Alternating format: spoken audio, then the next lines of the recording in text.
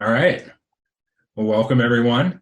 Welcome to the Inevitable You podcast. I'm Brian Hemmer, joined by my great friend Dan Jimenez, who will most likely be collaborating on a lot of these moving forward. And we always have great discussions, and I find it easier to talk with someone else versus me talking to a camera sometimes. But I always cherish our conversations, and I want to get these activated, get going. Dan is venturing into the coaching world and a very talented coach.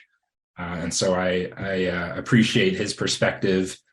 He even helps me through some of my own personal challenges and obstacles. And so, it's good I'm excited to have just a fellow coach to kind of talk about some of these concepts that we've been talking about for years and bring a different perspective. So, first, Dan, I just wanted to allow you the chance to just, explain why you wanted to get into coaching in the first place. And before we get into some content here. Cool. Well, yeah, no, thanks, Brian. Appreciate it. Um, it's funny, I was thinking about this. You'd asked me the other day of like, oh, how'd you get into coaching? And it really was back in like middle school and high school that I'd stay up till like midnight, 1 in the morning on the phone with my friends, just like helping them through problems. And I just loved it. Like it was like my favorite thing to do back then. And my dad had passed when I was 11. And so I went to a lot of different like therapy and counselors and saw all different, professionals in this field. And it was really helpful. It helped me to, kind of process things. But I also remember like in that middle school, high school, more in the high school time when I was a little bit more aware of, myself and my surroundings and all of that, like some of the counselors I worked with just didn't seem to really listen. They weren't really, they were just kind of like saying what I think they thought they were supposed to be saying. And I don't know, it just really, it, it irritated me, in the moment.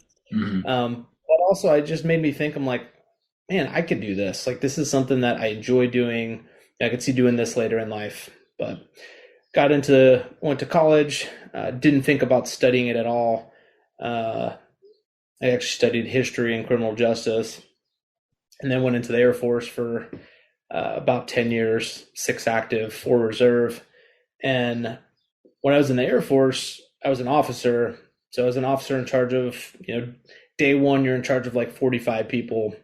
And then by the time I got out of it, you're in charge of a ton more than that, 300-400 people. Mm-hmm. But I remember my favorite times in the military were those first few years. I had my flight that I was, responsible for, Mm-hmm. and we'd post out to the field for like 5 days at a time. We'd be out 5 days, we'd be back on base for 5 days, if you have time off and stuff. We did this every other 5 days for like a year and a half. It was just kind of part of the posting. And being out there, my favorite part was interacting with the troops and like helping them get fit and lose weight and pass their PT test, helping them with nutrition and stuff like that, helping them with their finances.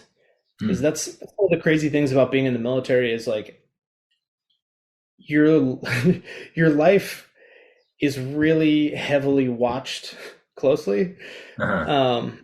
And so like if as an officer, if your troop is having financial issues, that means you're having financial issues and it's your responsibility to Mm-hmm. fix the troop's personal life, right? Like in so many words, right? Mm-hmm. Obviously everyone's their own individual self, but like in order for the mission to succeed, everything at home needs to be taken care of. So there was a heavy focus. I remember getting chewed out by my commander and operations officer because one of my troops was driving on inspired car insurance. Mm-hmm. So it's like, like Yeah. Big no how no. would I know he was driving with expired Yeah. insurance. He got pulled over for speeding and got a ticket. But then like they alert the base. They talk to the first sergeant. The first sergeant tells the commander, and then like it comes back to the hey, get control of your people, right? Like people are acting out. So just to paint a picture of like how heavily involved you Yeah. can be as an officer, or even a non-commissioned officer with your troops. Yeah. And I actually really enjoyed a lot of that, like teaching them, how to manage finances. There's a few times I actually like helped people through divorces, like on the phone mediating while we're out in the field between like my troop and their spouse. Oh, wow. And yeah, I don't know, I just really like I enjoyed being an integral part of the heavy experience and helping facilitate and kind of like ease the like heaviness of the situation. That Uh-huh. was probably my favorite part about it. Um, so yeah, after the military, I started fitness seemed to be the easiest entry into that. So opened up a gym, started doing personal training, group classes, but all of it was based around like how can we get people to be their best self. Fitness is an amazing entry point when people Uh-huh. are having issues, right? Like Yeah. usually people want to change something about them and like, oh, I'm going to lose 10 pounds and like then my life will be better. So Uh-huh. the gateway is the gym. They get there, they start training, doing personal coaching for like nutrition and fitness plans and body composition changes. And about 4 or 5 sessions in with every client starts getting into their personal life, their emotions, why they're losing the weight, like or why they're wanting to lose the weight. And it always comes down to some sort of like internal block that they have or some Yeah. inadequacy or sense of lack. So all of those sessions just turn into coaching sessions again. So you like started going more into their mindset versus that was the more beneficial aspect than the physical training of it. exactly 100%. Everything else was surface level. It was like, Yeah. oh, you don't have a plan? Here's your fitness plan. Oh, you don't know how to stick to your plan? Okay, let's develop habits. Yeah. Okay, you're having trouble developing these habits. Well, and like the deeper you go down, like, so you start with that surface level stuff. Each layer you dig down to getting to like how you get them to transform and become who they want to be. Hmm. Yeah, it would always come down to mindset, internal work. Yeah. And yeah, so that's kind of how I got to this point. And then I've just Cool. been really deep in that for the last like 5 years. Yeah. So Yeah. And I know you have a lot of experience through other programs like Landmark and whatnot. And you're a self-help junkie like myself. So for wrapping sure. a lot of different schools of thought into one, much like us here and what Bill did with the system. So yeah. Yeah. And 5 years ago, I think is when I was taking the courses through Inevitable You, 1 day Yeah. workshop, 3 day leadership course, doing those things. And it was a huge catalyst Yeah. and, helped me move forward in this. Cool. Love it. Well, as I said, you're already well equipped and very talented. So wise move to be making this a profession for yourself. So Thanks. cool. Well, appreciate that. So the topic I wanted to cover today, and it's something that we pretty much always land on, right? When it's just you and I talking, which is around this idea, this concept of law of attraction, and really how do we create reality? Why do things happen or don't happen, in our lives? What are those kind of coincidences, those synchronicities that happen in our life? And how do we both, attract more, create more of the things that we want in our lives and not create less of or not create the things we don't want in our lives? And so I wanted to really do a deep dive on what is the law of attraction, dispel some myths around it, because I think there's some kind of misconceptions. There's this popularized, what's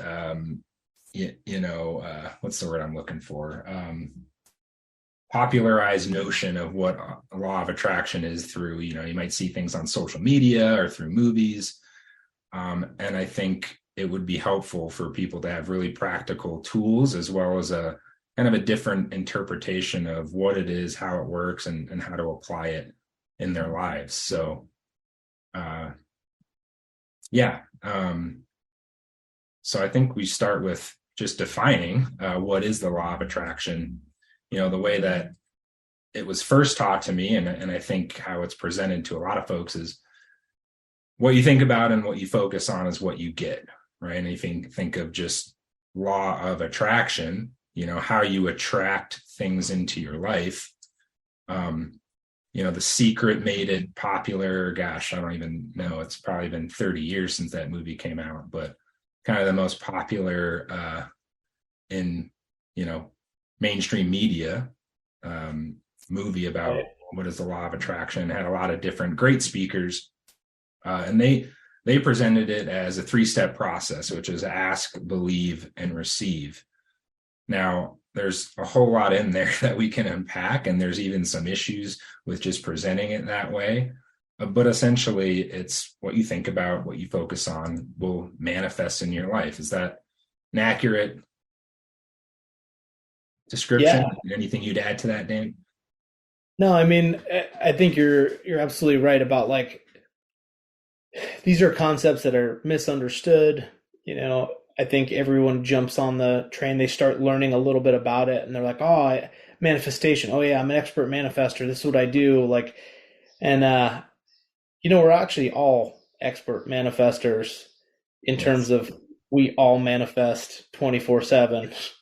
Yes. In terms of like consciously manifesting or deliberate manifestation, that's where things get a little hazy. But yeah, I think that's a pretty accurate description. Yeah. So, when you first hear that, I think one of the issues is, okay, great. What I think about and focus on is what I attract or what's manifesting. And so I want to start off by even looking at some of the common like skeptical beliefs around it, because embedded in that is this notion, or it's kind of assuming that you're attracting all outcomes in your life, right? Like even the bad. So what you're telling me, I attract bad things in my life. I attracted that terrible thing in my life. I attracted, Hurricane Katrina to tear down my house. Like what? So that's a very challenging kind of notion, but that's not really what it's saying. So right off the bat, it's not saying that you're attracting all outcomes. Now, we can have a very deep philosophical discussion about that, and we'll certainly get into that as we get in deep waters here. But really what it's saying is that you create a reality that you're experiencing. And so it's not necessarily about the actual things that are happening or not happening, but it's more about how you respond to it, right? So we've heard this kind of notion before, like it's not what happens to you, it's how you react to it, it's what you do with it. It's not about the storm of our lives, it's about the aftermath of the storms. Because even, in the classic example that we use with Hurricane Katrina, well, yeah, did I attract that? Okay, butterfly effect, maybe because I thought a thought it happened.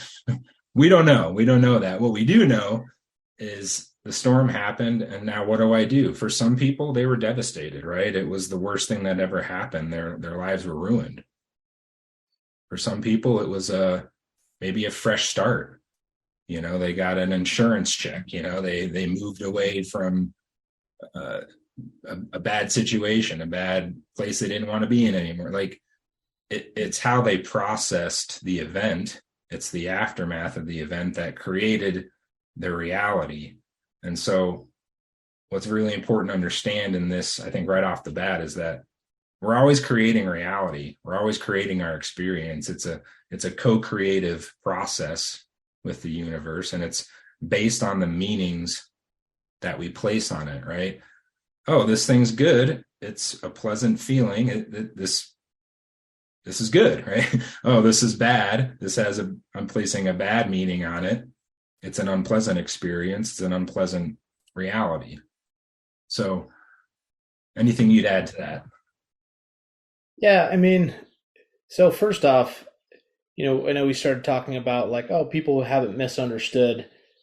Also, I'm not an expert on, the law of attraction. I didn't haven't spent tons of time studying and stuff, but I Right. have seen my understanding of it evolve over the last, let's say 5, 6 years of when I kind of came into my awareness.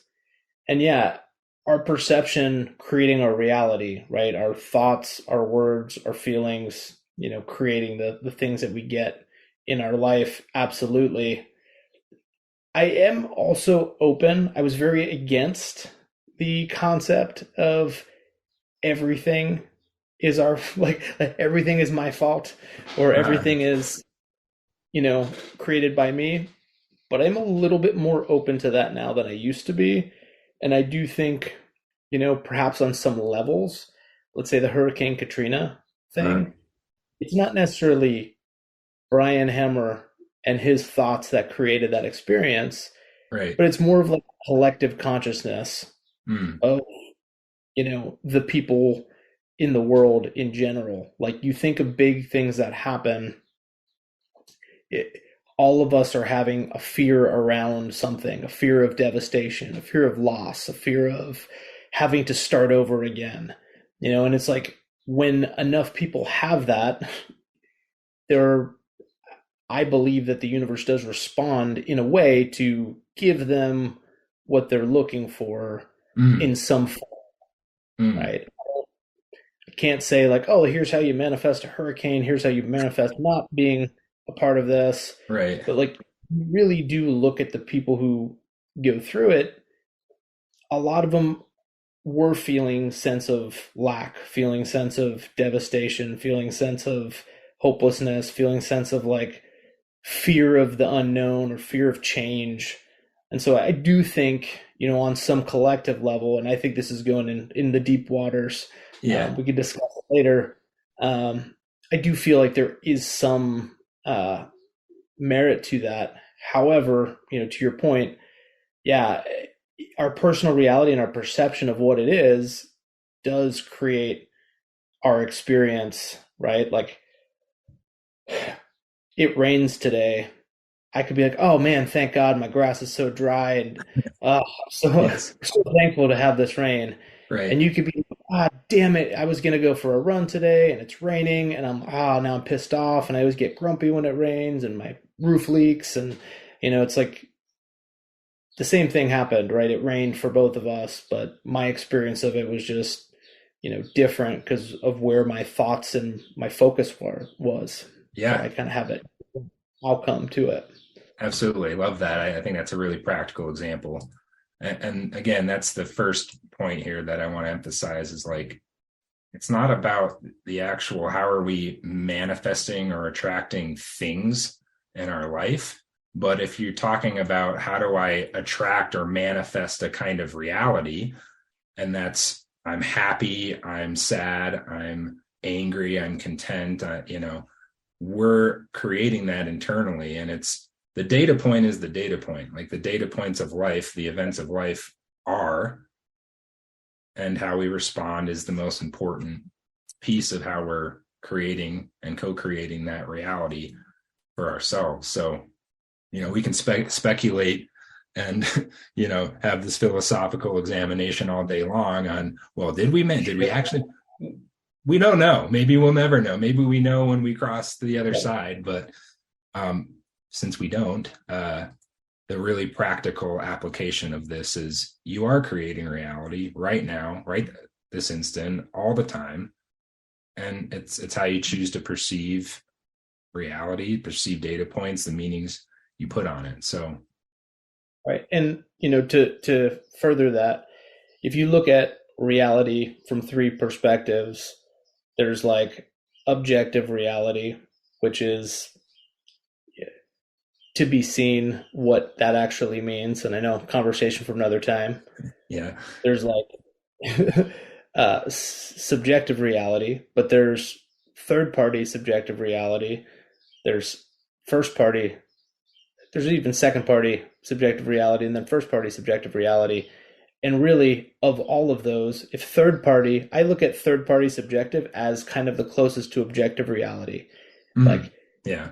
all of us believe something, right? If all of us collectively believe that there is a border between the US and Canada and it's around this area on a map, right? That's a Yes. third party subjective reality, Yeah. right? Yeah. There's no actual, line of we just agreed upon this, Right. right? Of like, this is where Canada ends, this is where the US starts. So not much control over that from an individual level, right? That's like, hey, in the future, maybe Canada and US become one, and now there's no border, right? Like now Yeah. the reality has shifted, Right. but that takes collective agreement. The second party, the you, right? Like that's the one I think a lot of people get stuck in. It's it's the other people and how they view you or your reality. Oh, you're so lucky. Oh man, that must be amazing to have that kind of job. Like Yeah. it's someone else thinking, seeing a situation and having an opinion about it, right? Right. Also not in control. It's like, oh Yeah. man, Brian, you're such a selfish person because you took the day off today. And it's like, that's just my opinion about you. That's my reality about you. Right. So that's for you, that's a second party objective or subjective reality. The first party subjective is the one that you're talking about, is how you view your own reality, right? Like it's the only one we actually have control over. So even if there is a collective consciousness that caused devastation or something like that, like in the end, all you have control of is you and your perception of what's Yeah. happening. Yeah. Yeah. Love it. So the second thing that I think comes up, or a common skeptical response, is like, so, and if you've watched the movie The Secret, they give the example of like the person that really wants the red Corvette, the red sports car, and they sit there and they're, manifesting, and they're thinking about it, and one day the car appears in their garage, or the kid with the bicycle, the dad comes home with the red bicycle. And I think that's a very dangerous way to present it, because it's like, so hold on, you're just telling me I have to just sit here and think about the thing I want and it appears, it just happens? Well, yes and no. But not entirely, right? That's not really it, or what it's saying, because you can't just do nothing. You can't just sit there and do nothing, right? And so in the act, believe, receive, Jack Canfield has he's part of the movie as well. He has a great example of it. He's like, no, it's not just receive. It's actually inspired action. That's how I like to think about it, right? You think about something that you want, and then, you have this opportunity present to you. And then you follow the trail of breadcrumbs. And he gives his example of Chicken Soup for the Soul, right? Where he's in the shower and he's like, man, I want $100,000. How do I get $100,000? And he's like, if I just sold 100,000 copies for $1, that's my $100,000. He's like, okay, that's pretty cool. Later on that day, he's at the grocery store. He sees the National Enquirer on the magazine stand, 100,000 subscribers. He's like, oh, if I could get, published in the National Enquirer, there's my 100,000 people. Later on that week, he's at a party. Guess who he meets? Journalist for, publisher for National Enquirer. And the rest is history, right? So that was his practical example of like, he actually took action. He was co-creating with the opportunities that were presented to him. And it was inspired. He opened himself up to the possibilities. And I think there's a lot to be said about that, is like, when you put something in your mind that you want, how do I get this thing? Well, now you're thinking about it. And if you're thinking about it constantly, the reticular activation system, right, of the mind, you open your lens up, you see the possibilities, versus I can't, I don't know how. You're limiting yourself based on thoughts that are not in alignment with getting the thing that you want. So, focusing on the solution versus the problem, for example, or focusing on what you want versus what you don't want. Classic tool that we love to use here, don't spill the milk, right? If you're focusing on spilling milk, your mind thinks about spilling milk, and then you have to try to avoid doing that. So you're actually enhancing the probability that it's going to happen, because in the mind-body connection, if you're visualizing spilling milk, it's increasing the probability, right? Like increasing the chances that those things will happen. So the things that you're thinking about in your head are all the ways you can spill the milk. So now you're focused on spilling the milk and then avoiding doing the thing you're focused on. Exactly. Right? Versus if I just pour carefully, I just hold with two hands, and I could pour slowly. It changes the mental process. Literally, it's engaging different neural nets. That's going to produce a different outcome. So again, back to the point, it's not just sit there and think and suddenly it appears. It's yes, the more you think about it, the more you increase your chances, and then you take the inspired action when you see it. Yeah, it's interesting. A couple things come up, but one, just to kind of highlight the whole taking inspired action. And there's I don't know if it's a parable or just a story people tell. I guess it's like a parable. Family caught in a flood, and they're like, "Hey, we're evacuating," and the parents are like, "No, like God's gonna save us. We're fine. Let's just pray and sit here." Right? So police are like, "Okay," like they leave. Flood gets higher. They send a boat. Hey, we got to evacuate out of here. Like it's getting pretty high. Yeah. Like, no, we're good. We're praying. God's got us. They're like, okay. They leave. Now they're on the roof. The water's gotten so high. Helicopter comes by. They're like, hey, we're here to take you away. We're get on the helicopter. And they're like, nope, God's got us. No worries. They end up drowning. They get to heaven. They're like, God, what the hell? Like, we asked you to save us and you didn't save us. And he's like, well, I sent a policeman to your door. Yeah. I sent a helicopter, and you didn't act on it. Right. Like, yeah. You're sitting there wanting something, right? You're expecting, and how the movie, The Secret, kind of shows it is like, the full outcome will manifest itself when it's ready. And so like just sit there and think and do nothing, and then the bike appears in your driveway, like that type of thing.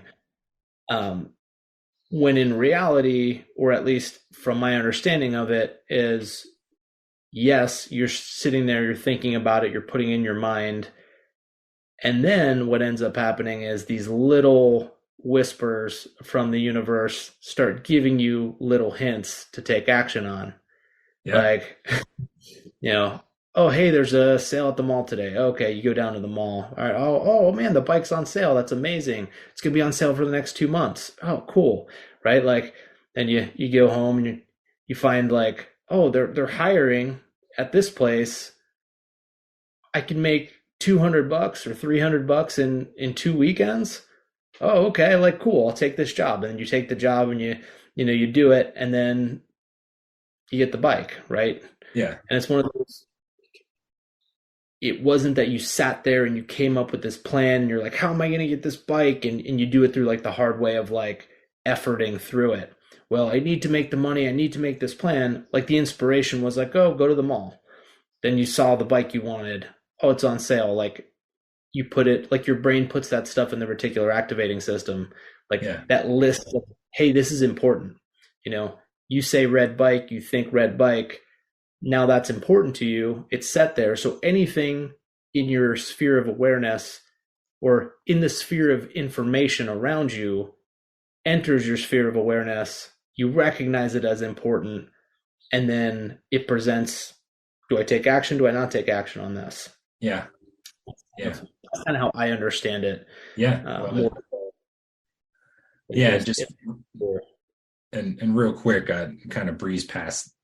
If you haven't heard the term reticular activation system, just a fancy way of saying you're priming your brain to find things in your environment, right? Like it's like when you buy your car, you know, you have a new car, suddenly all you see is your car on the road everywhere. So you're seeing things that you maybe wouldn't have seen before, especially if the habitual thought patterns are, I can't, it's not possible, I don't know how, can't find a way, or you're really focused on the problems of your life, which could lead to solutions. But if you're focused on, you know, lack, I don't have enough money, or I don't have enough resources, I don't have the support, you're emotionalizing all of the things that you don't want, and it's priming your brain to see those things even more, you know, like identify, oh, see, confirmation, there it is, see, that's why I can't have the thing I don't want. We'll get into, on the last point we have here, the role of our thoughts and especially our emotions play in this process. But for this, you know, main point, the skeptics that say, yeah, no, I don't really buy that whole, you just think about it and it appears. No, you gotta prime yourself and then, you know, take action on the opportunities and the things that the universe presents. So yeah. And I think it happens. I mean, for me, I see it on many different levels, and one of those levels being a very physical level of like reticular activating system being the list of important things for your survival or your wellness, right? There's yeah, so many bits of data, so many bits of information out there, and your brain needs to figure out what's important to you. So when you're hungry, you see food because right, food is important to you because it put it in its list of importance. But like pink unicorns, it's not on your list because it's not important to you right now. And so you could pass by 100 pink unicorns and not even realize it, right? That's not what's important. It's Have you ever seen that video of like the basketball players and they're like passing a basketball to each other, and then the prompt before the video, they're like, count how many times the basketball's passed, hmm. right? And so you do it and you're like, oh, it's 15 or whatever the number was. And Yeah. they're like, yeah, but did you see the dancing bear? Yeah, You're like, right, what? And exactly. like they play the same clip again, and like there's a dancing bear. It's like Right, I do recall life that. Yeah, size dancing through the crowd of people playing basketball, and you didn't notice it because it's not important to you, because the prime that they right, gave you was look for and count how many passes, hey, this is a brain exercise. It judges how smart you are. If you can count the number of passes between the basketball, like you're a smart person. yeah, All of that is priming that reticular activating system. Uh-oh, being smart is a good thing. I want to be smart. Okay, this is a test. Okay, it's a test. I need to focus and be, oh, okay, I have to count the number of passes. All right, focus on the ball. Do not, and how many times it changes hands. And those are all the things that are important to you in this moment. And so dancing bear not even doesn't make the cut. yeah, And to your point, with the emotions and the negative thoughts and stuff like that, like if you're thinking about spilling the milk, well, what's important to you actually is all of the ways you can spill the milk. So now you're thinking and focused on all the ways you can spill versus what you actually want. The outcome you want isn't not spilling, right? The outcome you want is a perfectly poured glass of milk, right, right? So exactly. it's such a subtle difference, but it's massive. Yeah, it's huge. I mean, just thinking about the brain, it's such a powerful processing machine. And it is, you know, it's not going to spend any unnecessary energy, right? Trying to focus on things that it's not primed to focus on. It's going to follow the command, right? And if your thoughts are survival, well, yeah, that's really important at that time. But is it focusing on, thriving? Or if you're focused on, this will lead into kind of the next point. If you're focused on scarcity and the things that you don't have and what you don't have, like, you're not gonna prime your brain to focus on having more, having an abundance. And so the next point here is like, I hear, oh, the law of attraction's not working. It doesn't work for me. And you touched on this earlier. Like, no, it's always at work. The universe is always responding. Your brain is finding things in your environment all the time to meet the need, right? Or meet the desire.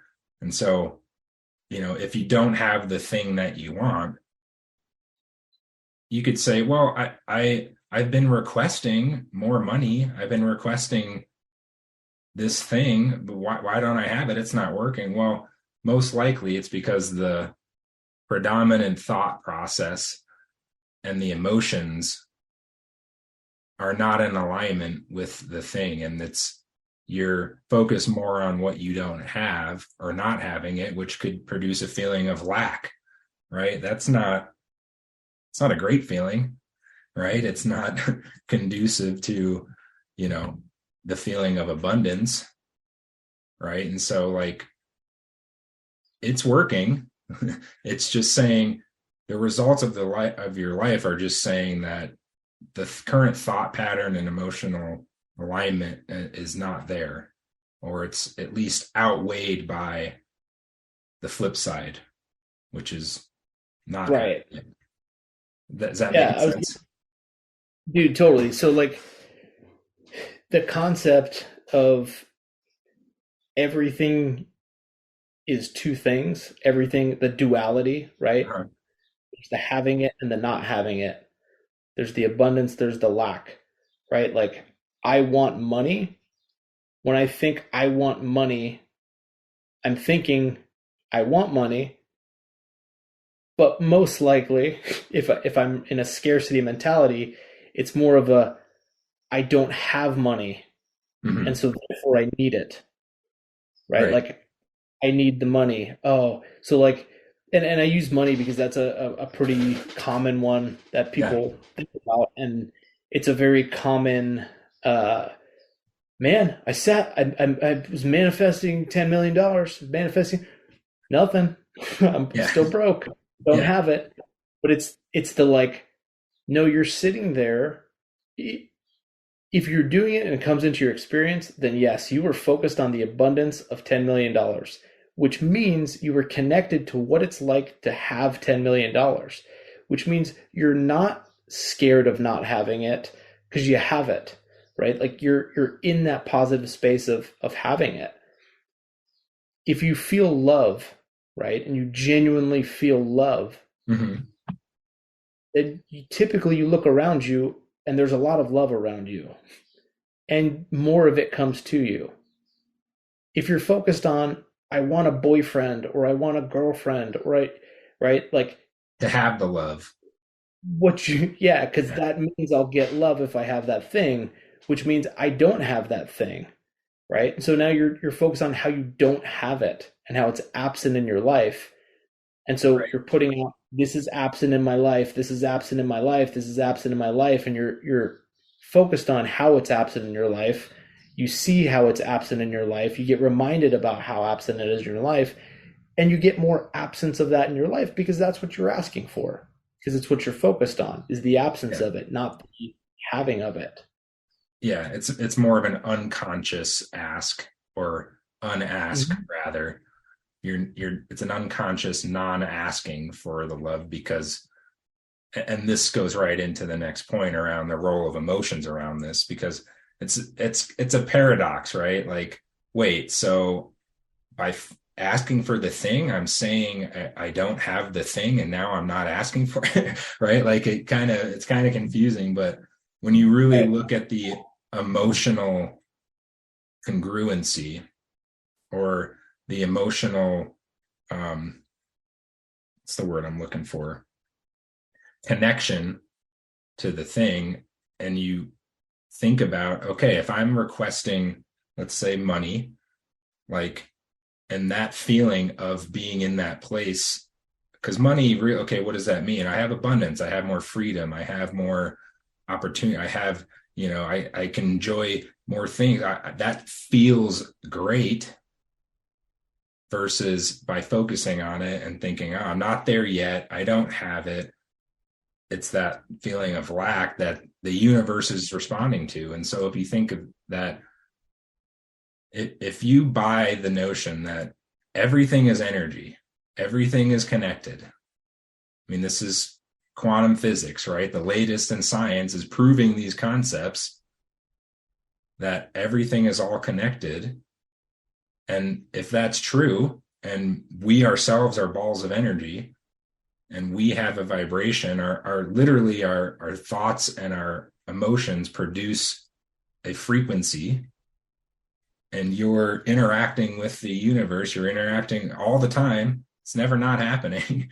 Like, are you attracting or repelling things? And that's, I think, really easy to grasp when you think about just people or relationships. Like, why do you vibe with certain people versus you don't? Like, and you're not quite sure of why most of the time, but there's some energy that's, you're not in sync, you're not in harmony, you're not in resonance. So if you think that the universe is constantly reacting, responding to how you're vibrating, just putting yourself in a better emotional vibrational state, allow more of that the things connected with that state to come into existence. So I think so. to highlight that point you're just talking about in terms of the energy, right? A really palpable, tangible example Mm-hmm. is if you're in a good mood and you're at a party, right? And someone walks in with like a pissed off look on their face and they're just like agitated and annoyed, right? Like, you avoid them. I mean, Right. you actively avoid them, but then also like you're not gonna link up with that person. And we had sayings for that. However, All the air was sucked out of the room, and like yeah. people feel it unconsciously. However, if you're in a crap mood, right, and you're at that same party, and someone comes in pissed off, oh man, I couldn't find parking, and you're Right. like, yeah, yeah, I couldn't find parking either. It's bullshit, right? Yeah, Yeah. it is bullshit. Yeah, the music really sucks here. Yeah, the music does suck here. Yeah. Hey, you want to get out of here? Right. You just attracted someone else on that same energy level. Yeah. Like, if you're thinking about the lack of, or if you're in that space of negative, not putting a good or bad label on it, but typically people don't want things that are negative. They don't want to feel bad. Right? Right. There's some days you do want to feel bad and you do want to rage with other people, and you'll connect with those people pretty quickly, Yeah. and then you won't get in touch with all the people who are in a good mood. Right. Maybe they won't answer the phone call just because they're doing something fun. And you're like, oh man, no one's around for me right now. And it's like, they probably didn't line up with you because they were probably not in the same headspace. Yeah. Like, I'm sure there's some other reasons, but like, that's kind of to illustrate the point of how emotions work and how the Yeah. energy kind of matches in Love terms of that. attracting. Yeah. I like to think about it as tuning forks. We're all just walking tuning forks. Like, and this is something to also be aware of. Like, tuning forks will match the frequency of the tuning fork that's next to it. That's, if you ring one and you bring one that's not ringing to it, they'll start vibrating at the same frequency. And so if you think about the people you surround yourself with, and you're the average of the top 5-6 people you spend the most time with, well, now you got a question on your hands. Like, do I, maybe by just changing my circle, changing the people I really spend time with, I can easily change my, not only emotional state, but my thought process. And if you're requesting more success, do you hang out with those people, or people that bring you down, or, are complaining about how terrible things are? And naturally, like most humans are pretty empathic. I think all humans, right? Like you'll want to, empathize with them. And by doing that, it changes the emotional state. And so, again, like we can start going down a little bit of a rabbit hole here into deep waters around the role that the thoughts and emotions play. Yeah, we get this when you think about who we connect with, and even to kind of go back to the point about Jack Canfield, would he have met that woman at the party, the journalist from National Enquirer, if he was in a shit state, right? Like not looking for the opportunities or not emotionalizing the success of selling $100,000 and blah blah blah. Yeah, probably not. It's probably he was in emotional alignment with the thing that he was requesting, and boom, there it was, and he connected. Yeah. I mean, think about that same scenario. If you're connected with the lack of $100,000, right? You're like, ah, so you don't have the idea about all you need is $1 from 100,000 people. Uh-huh. You go to the same grocery store, you see the same, oh, they have 100,000 subscribers. They're probably easily making $100,000. Ugh, fuck them, right? Then you go to the party, you meet the person from there, and you're just like in this negative, and I'm exaggerating the negative Yeah. mood, right? But Yeah. it's just thought of like, I don't have this. And they're like, oh, I work for the National Enquirer. And you're like, oh, good for you. Like, you probably $1,000. Like, Right. like you miss all of those same opportunities that were there already, but you weren't in alignment to them. Right. Or similarly, right? Like maybe you connect with that National Enquirer person and you're like, oh, you can help me. Can you help me? Can you help me? Can I It's be like part of the, desperate, and yeah. that desperate energy? And it's like, no, no one wants Whoa, that, dude, get away from me. I just came And they here to go, enjoy myself. yeah, I think I'll pass, like, so you miss those opportunities because once again, you're not energetically in alignment with those opportunities. Versus like, oh my God, National Enquirer, like, oh, I just became aware of your magazine and I just saw, that you guys have 100,000 subscribers. That's amazing. Like, I have this idea for a book and I'm really excited about it. And it seems to be in a like, oh yeah, sure. Let me see. Like, let's set up a meeting like that. It's a different energy. Yeah. And even if you don't buy the whole, oh, the universe is connecting to my energetic frequency, then if nothing else, wouldn't you just like to be in a happier state and doing the things, even if the thing you're manifesting happens or not? Wouldn't it just make the whole process more enjoyable? And isn't that really what you're trying to create, is a better feeling state? I mean, really, like if you break down all, any person's requests and asks in the system of what they want, it's just going to make them feel better at some level. 100%. Why do So, you want $10 million? Because I think it'll make me feel better. Why do you want a boyfriend? Because I think it'll make me feel better. Why do you want a new job? Because I think it'll make me feel better. Right? When you can choose to just feel better around the circumstances you're in. Yet, easier said than done. You're like, yeah, yeah, how can I feel good when I have, all these bills and I have all this and I have a shitty job and I have no relationship? It's like, I get it. And this is kind of chicken or egg scenario, right. but in this case, we know what comes first, and it's the emotion. it's get into alignment with that emotion. Get to a place where you feel happy about what you have, right? Yeah. Like the relationship thing. I remember giving this advice to a friend of mine. They were like, oh, I haven't been in a relationship. I really want to be. I'm lonely. Like that was the thing that came up over. I'm lonely. I'm just lonely. I'm lonely right now. Like, got it. Guess what? You went to the gym today in a class of 12 people and you're friends with 6 of them. You're lonely? Like, oh, yeah, those are my gym friends, but like, didn't you go to lunch with them afterwards?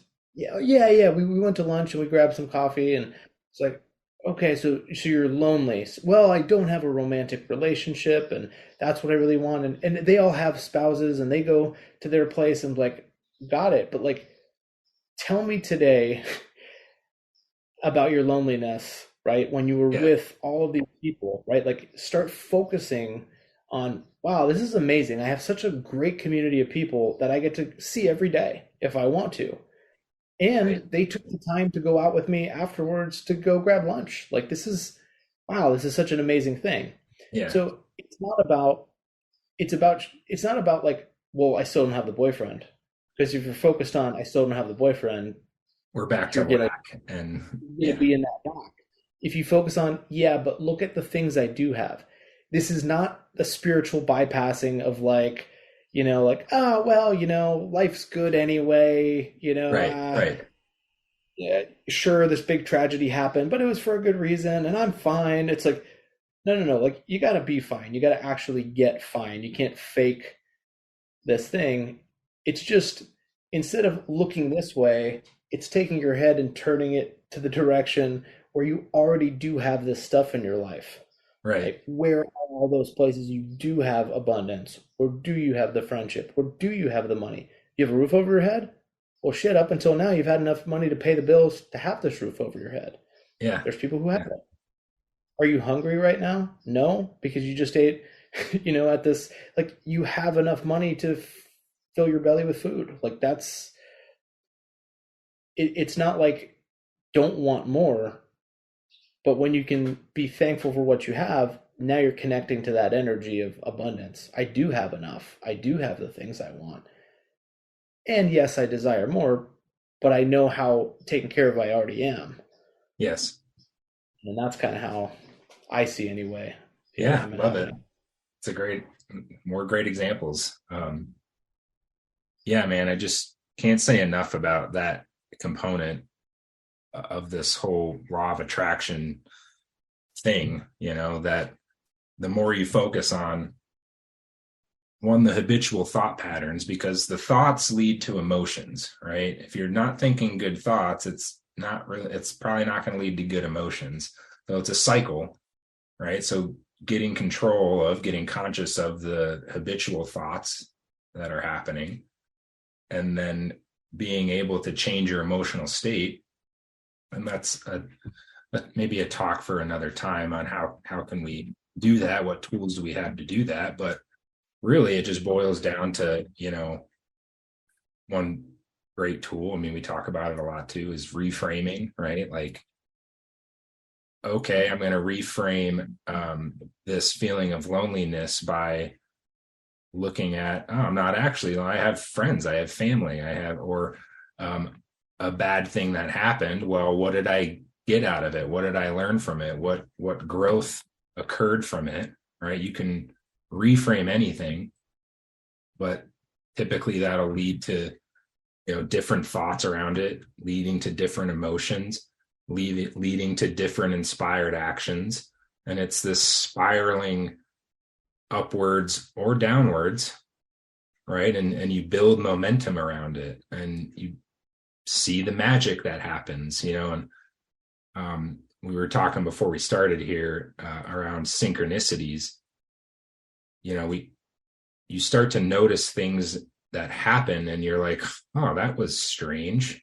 Is that a coincidence? I mean, I don't believe there's any coincidences. I think it's all, like I said, a co-creative process.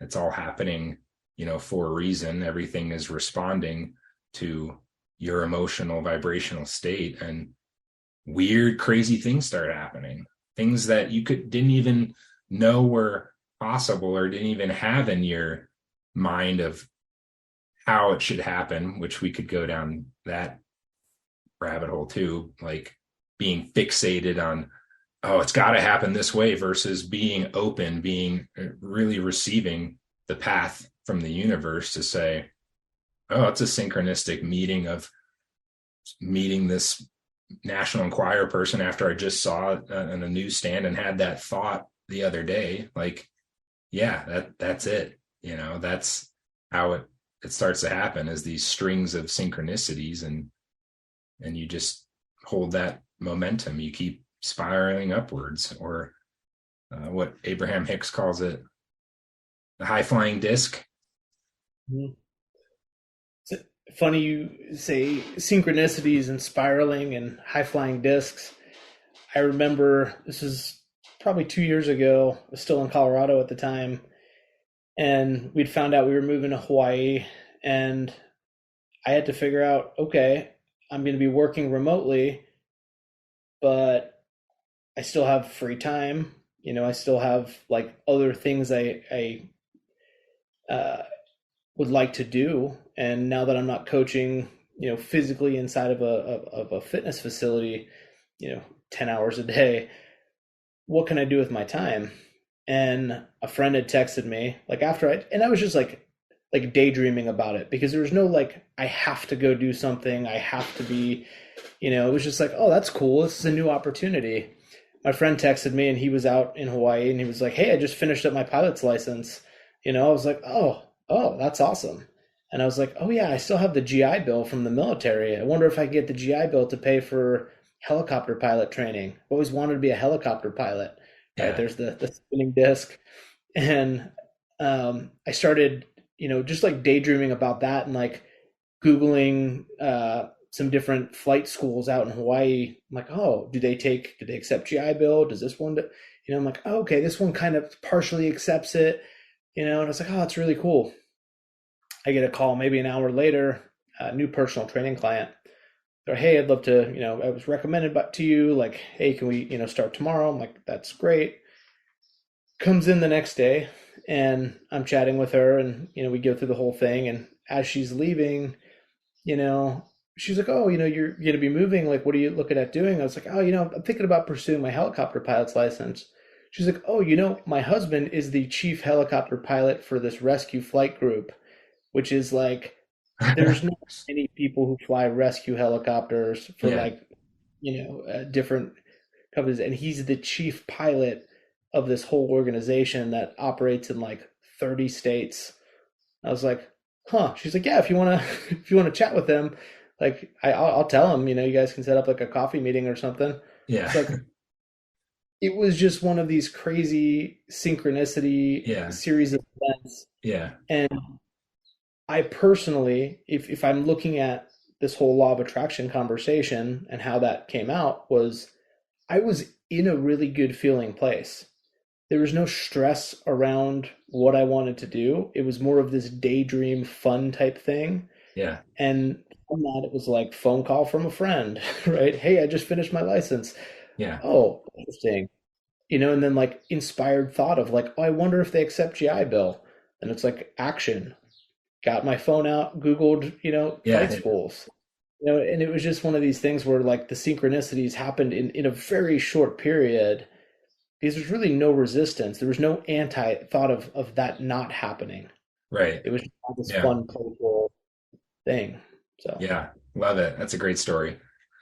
And I think that's a good note to end this conversation on is the having fun with it, man. It's, don't take it so seriously and play around with it, see what happens when you change your thoughts and emotions, see the kind of fun game that you get to play with the universe to, invite more of the things in that you want and, pay attention to your role in that co-creative process and again, see the magic that starts to happen. So appreciate you, man.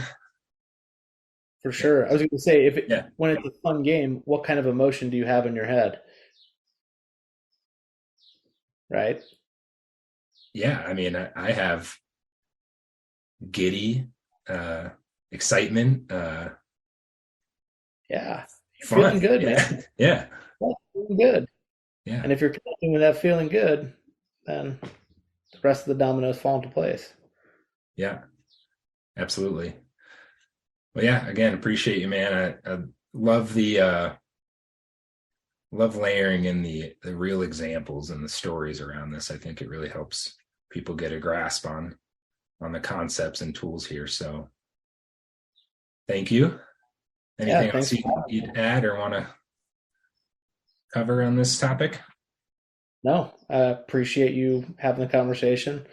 I'm glad we're finally having these conversations in a more public setting because we always have Yes. these awesome, you know, igniting conversations and I'm like, oh, I wish I could share this. And so, yeah, thanks for providing that opportunity. Yeah, absolutely. Excited to do more. Cool. Well, yeah, thanks. Thanks to Dan. Thanks to everyone for listening, and stay tuned for future episodes.